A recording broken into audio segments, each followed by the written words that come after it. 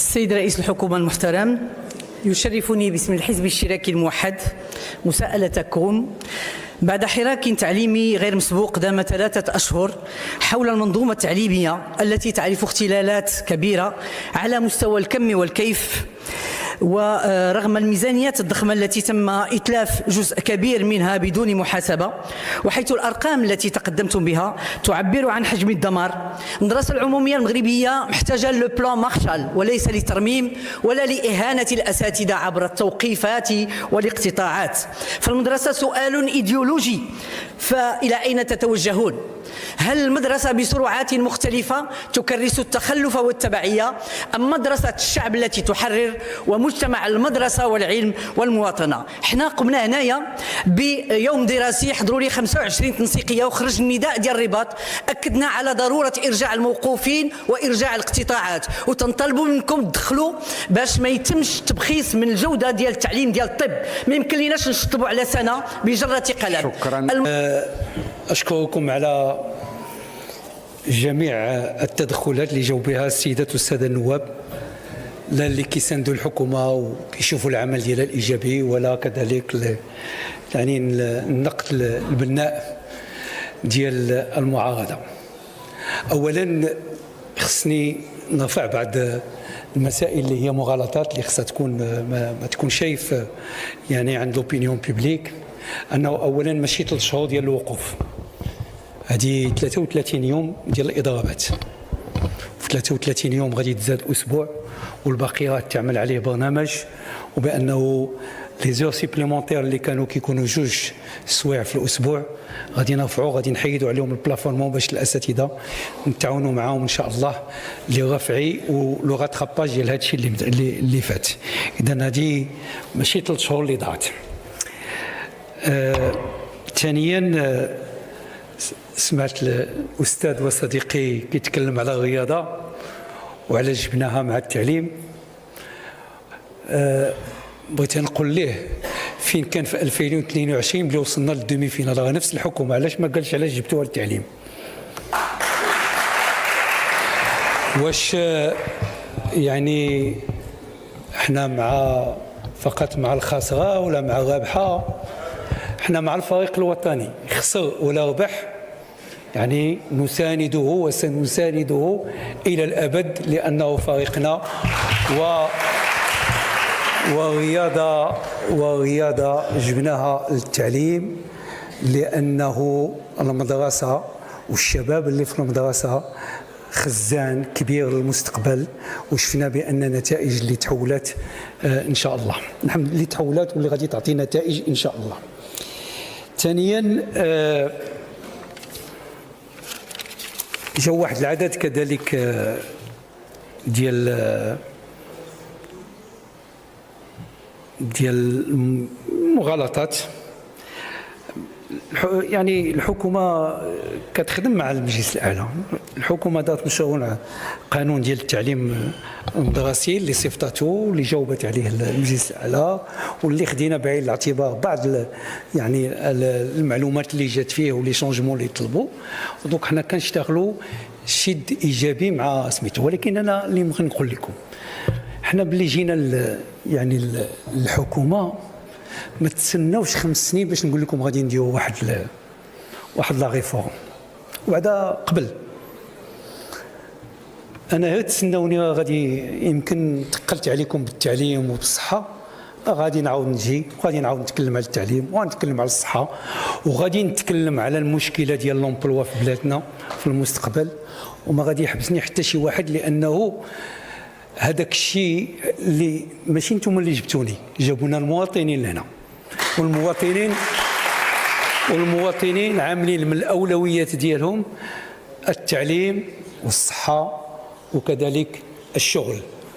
فحقيقه تصدمت بلي كنسمع اتحادي كيقول بانه علاش كتكلموا على التعليم وجبتوا لنا التعليم، ولا هذا غادي يواخذوك اتحاديين، هذا الدومين ديالكم، وسولوا النقابات ديالكم كيفاش تعاملنا معهم، ولقاو رجال قدامهم في الحكومه، والنقابات يعني هذا الكلام كله نسمعوا اليوم وهذا ما كاين حتى مشكل، ولكن انتم سياسيين، الناس ديال المعقول والناس ديال اللي عارفين الشغيله ديالهم وعارفين الناس ديالهم هما النقابيين.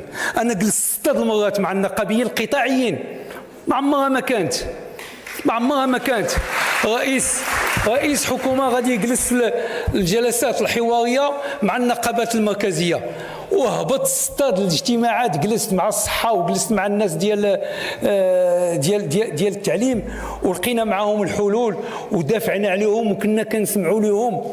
وهذا ماشي ضغط. حشوم عليكم تقولوا بانه النقابات ما يقدروا ينجحوا بالضغط. النقابات راه تبدلوا في بلادنا، راه عندهم مستوى، النقابات كينيغوسيو، النقابات كيستمعوا كيفهموا، راه تبدلت الامور في بلادنا. الانسان راه خصو يفيق. حنا مع النقابات جلسنا ودرنا الحوار واتفقنا وما اتفقناش، وجاو قالوا لنا زيد هادشي بلي رجعوا لي باز ديالهم قالوا لهم هادشي ما متفقينش، وقلنا لهم حتى حنا هذا هي لا ليميت ديالنا.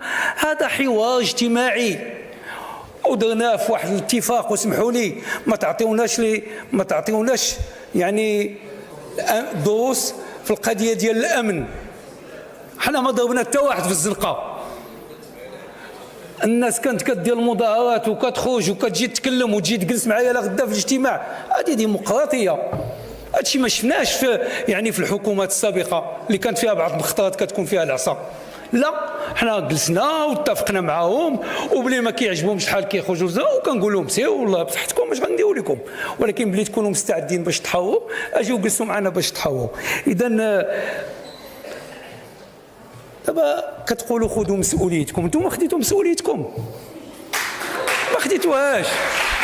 10 سنين خصكم الا كنتوا تجيو تجلسوا معنا في الاجتماعات اللي مع النقابات وتسمعوا واش كيقولوا عليكم. 10 سنين ما شافوا والو، نيات والو في هادشي ديال التعليم، والو ما كاينش اللي يهضر معاهم. والاجر مقابل العمل شكون اللي جابوه؟ دابا عاد كتقول لنا علاش كديروه ياك نتوما. وهذا مبدا ديالكم. ما كانت خليني نكمل عافاك السي سميتو، وما كنتوجه اللي تكلم ما كان طالع من الفوق من عليك ماشي انت.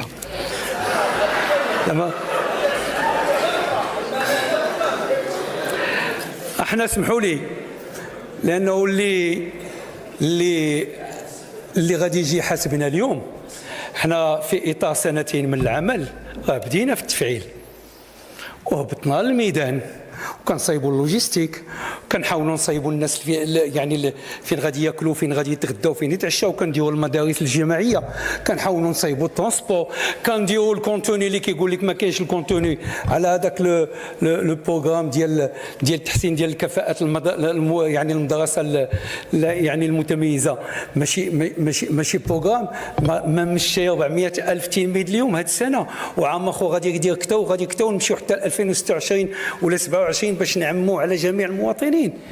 وهذا الشيء كيطلب يعني لي زيكيبمون، كيطلب لي زيكيبمون في وسط القاعه، كيجيب لي زيكيبمون سانيتير على برا. اش غادي نقول لك؟